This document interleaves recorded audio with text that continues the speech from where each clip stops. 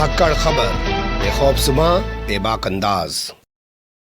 धाकड़ खबर में आपका स्वागत है। मैं आपके साथ हूं अकरम रईस खान। आप सुनते आए होंगे, पढ़ते भी आए होंगे कि भारत सूफी संतों का देश हुआ है और सूफी संतों ने तमाम पूरी दुनिया के अंदर, देश ही नहीं पूरी दुनिया के अंदर एक प्यार का, सद्भाव का माहौल बनाने की कोशिश की है। लोगों के बीच से नफरत, कटुता कम करने की कोशिश की है और नारी सम्मान के लिए तो बड़े बड़े आंदोलन खड़े किए हैं उन्होंने, बड़े बड़े मूवमेंट चलाए हैं। लेकिन अब एक अपने आप को साधु कहने वाले, संत कहने वाले शख्स का वीडियो सामने आया है जो उत्तर प्रदेश के गाजियाबाद जिले में स्थित डासना जो इलाका है, वहां पे देवी मंदिर है, उसका अपने आप को स्वयंभू महंत बताता है। नाम आप लोग समझ ही गए होंगे, यति नरसिम्हानंद है।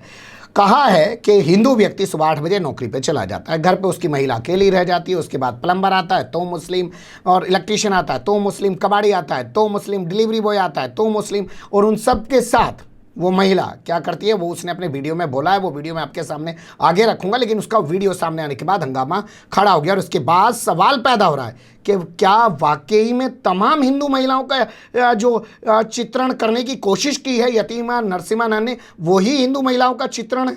उसी को तरीके से उसको देखा और समझा जा सकता है? इस पर हम लोग एक बातचीत करने जा रहे हैं। हमारे साथ ऑल इंडिया महिला सांस्कृतिक संगठन की दिल्ली से प्रदेश अध्यक्ष जुड़ रही हैं शारदा दीक्षित जी। लेकिन उनसे बातचीत शुरू करें उससे पहले आप यति नरसिम्हानंद के बोल वचन सुन लीजिए। आदमी चला जाता है अपने काम पर और अब उसकी औरत के पास जितने भी लोग आते हैं, प्लम्बर आएगा मुसलमान, धोबी आएगा मुसलमान, कबाड़ी वाला आएगा मुसलमान, एसी फ्रिज का रिपेयर करने वाला आएगा मुसलमान, इलेक्ट्रीशियन आएगा मुसलमान, सब्जी बेचने वाला आएगा मुसलमान, और अगर कोई चीज सप्लाई मंगाई जा रही है, आजकल ऑनलाइन ट्रेडिंग चल रही है, उसका डिलीवरी बॉय आएगा तो ज्यादातर मुसलमान। और अब क्या होगा, बातों बातों में भाभी जी को अपना नंबर दे देंगे। भाभी जी मेरा नंबर है, आप मेरा नंबर ले लो, अपना नंबर मुझे सेव करवा दो ताकि मैं समय पर उठा लूं आपका नंबर, कोई बात हो तो आप मुझे बता देना। फिर एक आध कोई जोक भेजेंगे भाभी जी को, नमस्ते करके भेजेंगे, हालचाल करके, और थोड़े दिनों में ऑफर भी मार देंगे। अब बेचारा आदमी तो सुबह 8 बजे का घर से निकला हुआ, रात को 9 बजे आने वाला है, उसकी पत्नी को कौन देखने वाला है? आज हमारी औरतें इस तरह से इन जिहादियों का शिकार, इनका चारा बन गई हैं, हमारी कमजोरी के कारण और हमारी अकेले रहने की फितरत के कारण। बोल वचन आप सुन चुके हैं। अब बात करते हैं मैम से। मैम बहुत शुक्रिया, आपने वक्त दिया पहले तो आपका। धन्यवाद अकरम भाई, जो आपने मुझे वक्त दिया। और मैं दिल्ली प्रदेश की उपाध्यक्ष हूँ, अध्यक्ष नहीं। कि आपने वीडियो सुना?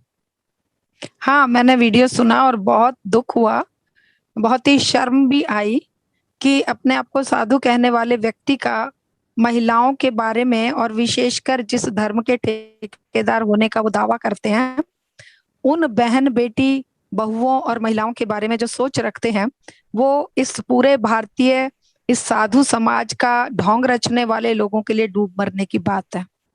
क्या कहीं ऐसा तो नहीं है कि आप लोग यति नरसिम्हानंद के साथ अतिशयोक्ति कर रहे हैं? वो कहना तो असल में मुसलमानों के बारे में चाहते हैं बुरा, लेकिन आप लोग उसे हिंदू महिलाओं के चरित्र पर जोड़कर देख रहे हैं, ये गलत कर रहे हैं आप उनके साथ।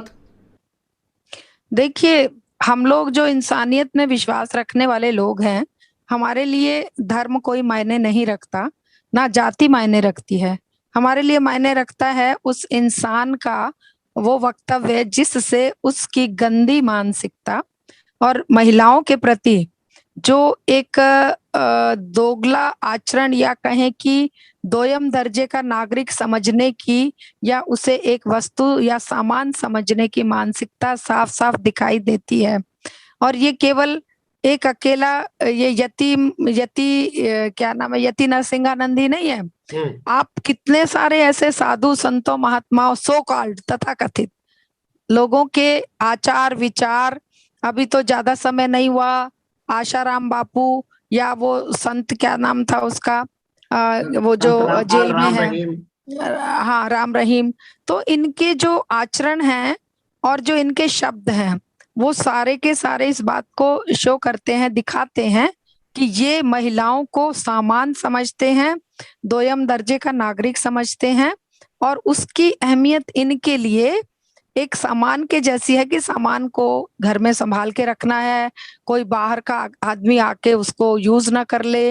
ऐसे गंदे लोगों को जो इंसान ही नहीं समझते, हम लोग कोई इन्हें इंसान तो कम से कम हम भी नहीं समझते, हम लोग इन्हें जानवरों से बदतर समझते हैं। लेकिन यहाँ मैम एक सवाल नहीं खड़ा होता है, आखिर इतनी हिम्मत कहाँ से जाती है? आपने कहा कि दुनिया की 50% आबादी महिलाएं हैं, क्या महिलाएं बोलती नहीं हैं, विरोध नहीं करती हैं, इसलिए इन लोगों के अंदर इतनी हिम्मत पैदा हो जाती है? या ये जो चोला पहने हुए हैं, इन्हें लगता है कि इस चोले की आड़ में कुछ भी बोलेंगे उसको स्वीकार किया जाएगा, उसका विरोध नहीं किया जाएगा? इनके अंदर हिम्मत कहाँ से आती है? अकरम भाई, ये हिम्मत आती है इस व्यवस्था से, एक ऐसी व्यवस्था जो टिकी ही हुई है भेदभाव बनाकर, कहीं मुसलमानों को, कहीं किसी क्रिश्चियनों को, कहीं महिलाओं को और कहीं दलितों को। ये जितने भी भेद खड़े कर सकते हैं, इनके जो कुर्सियों के पहिए, कुर्सियों के पाए हैं, वो उस भेदभाव पूर्ण व्यवस्था पर टिके हुए हैं। असल में तो ये जब तक, देखिए, ये है एक फासिस्ट रिजीम, इनके गुरु हैं हिटलर। हिटलर ने यहूदियों के प्रति जो गंद मचाया था, जो व्यवहार किया था, जिस तरह का वातावरण बनाया था, वो हिटलर के साथ खत्म नहीं हुआ। हिटलर मर गया, लेकिन वो जो फासिस्ट विचारधारा थी उसको इन्होंने स्वीकार किया है। और उसके 3 स्तंभ होते हैं। जो फासिस्ट विचारधारा 3 पहियों पे टिकी होती है, उनमें सबसे पहला है कि कंसंट्रेशन ऑफ वेल्थ, सारे धन का कुछ ही हाथों में संग्रह हो जाए। दूसरा है कंसंट्रेशन ऑफ पावर, कि सारी जो सत्ता है वो कुछ मुट्ठी भर हाथों में केंद्रित हो जाए। तीसरा जो है वो है व्यक्ति की सोच को कुंद करना, उसकी सोच को बिल्कुल ऐसा बना देना कि वो तर्क छोड़ दे, धर्मांध हो जाए, और उसको जो आदेश दिया जाए वो उसके ऊपर एक्शन करते हुए, चाहे किसी की जान ले ले, चाहे किसी का चरित्र हनन करे, वो सवाल करना छोड़ दे, वो केवल अंधानुकरण करे। आप एक शिक्षिका भी रही हैं, लंबे समय तक आपने पढ़ाया है, सैकड़ों हजारों बच्चे पढ़ के आपसे आगे बढ़े, आज भी अपने स्तर से रिटायरमेंट के बाद आप समाज के गरीब बच्चों को इकट्ठा करती हैं, उनको पढ़ा रही हैं। मैं एक सवाल आपसे बहुत बारीकी से समझना चाहता हूं। ऐसे लोग मान लीजिए मंदिरों में भी जाते होंगे, वहाँ पे जो देवियों की प्रतिमाएं हैं जिनको पूजते हैं, क्या वहाँ पे उनको एक किस नज़र से देखते होंगे? देखिए, इनकी नजर एक ही है, मैंने बताया ना, ये महिला को इंसान नहीं समझ रहे हैं। और वो जो मूर्तियां और जो सारे आडंबर हैं इनके, मैं तो खास करके जो इनका, क्योंकि एक ब्राह्मण परिवार से होने के नाते और एक तथाकथित, मतलब जो हमारे ऊपर जो लगाया जाता है कि आप हिंदू हैं, अपर कास्ट से हैं, आप लोग ऐसी बातें करते हैं, बिल्कुल करेंगे। क्यों? क्योंकि हम तर्कशील और वैज्ञानिक सोच को लेकर चलते हैं। ये जो जितने भी आडंबर और जितने भी इनके ये ढकोसले बनाए हुए हैं, हम बिल्कुल खुले दिल से और सार्वजनिक रूप से, सामाजिक रूप से मंच पर आकर इनका विरोध करते हैं। ठीक है, तो क्या ऐसे शख्स के खिलाफ कोई कानूनी कार्रवाई नहीं होनी चाहिए? क्योंकि अभी तक कोई ऐसी आवाजें नहीं उभर रही हैं और ये व्यक्ति लगातार ऐसे ही बयान देते जा रहा है। देखिए, कानूनी कार्रवाई करने की बात जो है वो तो करेंगे, उसके लिए हम लोग बात कर रहे हैं। लेकिन एक बात और सोचिए, इनका जो सत्ता में बैठे लोग हैं, मैंने बताया ना कि कंसंट्रेशन ऑफ पावर, कानून, न्यायालय, पुलिस, यहाँ तक कि चुनाव आयोग, यहाँ तक कि जितनी संस्थाएं हैं, उन सब की पावर को कंट्रोल किया जा रहा है आज पीएम ऑफिस से, या इन धर्मांध अधिकारियों के आचरण के कारण।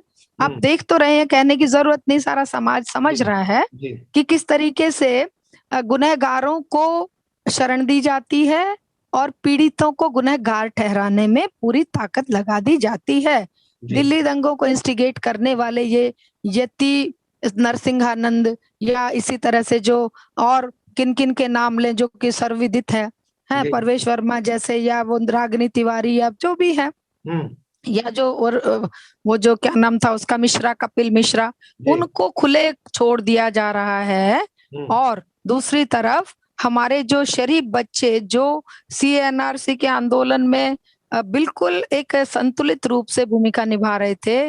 दोष उनका ये था कि वो शिक्षा की भी आवाज बुलंद कर रहे थे। जी चाहे जेएनयू था, चाहे जामिया था, चाहे अलीगढ़ यूनिवर्सिटी थी, वहां पर वो असल में तो मुद्दा शिक्षा का उठा रहे थे कि भाई ये शिक्षा एनईपी 2020 क्यों लाई जा रही है, जिसमें सब कुछ बेचा जा रहा है और हमारे स्कॉलरशिप बंद किए जा रहे हैं। उस आवाज को तो ये सीधे सीधे अटैक कर नहीं सकते थे।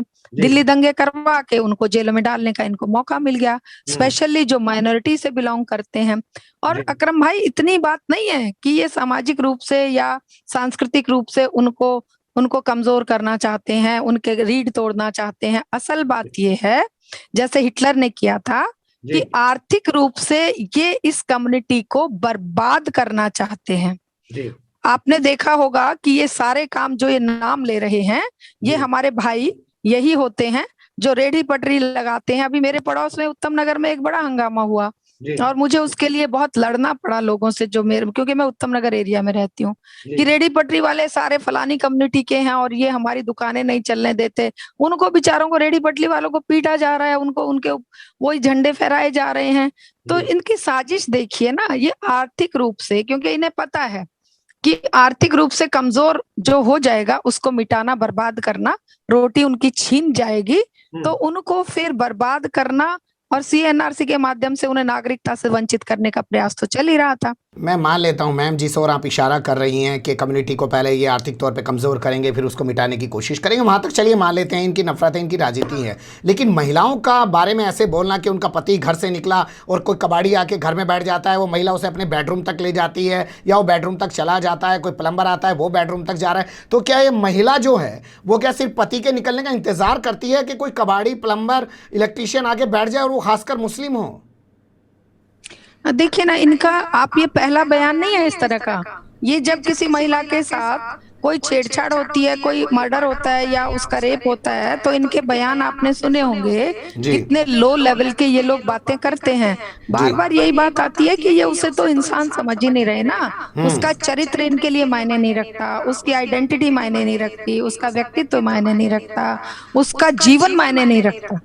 आप देख रहे होंगे कि जब खट्टर, ये सारे मैं उन मुख्यमंत्रियों की बात कर रही हूँ जो दावा करते हैं कि हम तो बेटी बचाओ बेटी पढ़ाओ, महिलाओं का बहुत सम्मान करते हैं।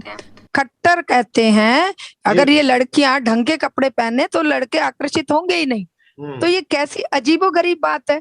दूसरे मुख्यमंत्री इनके योगी आदित्यनाथ, मैं तो उनको योगी तो कहूंगी नहीं, मुझे शर्म आती है ऐसे लोगों को योगी कहने में भी। वो कहते हैं कि लड़कियों को तो, औरतों को तो स्वतंत्र नहीं रहना चाहिए, उनको तो हमेशा संरक्षण में रहना चाहिए।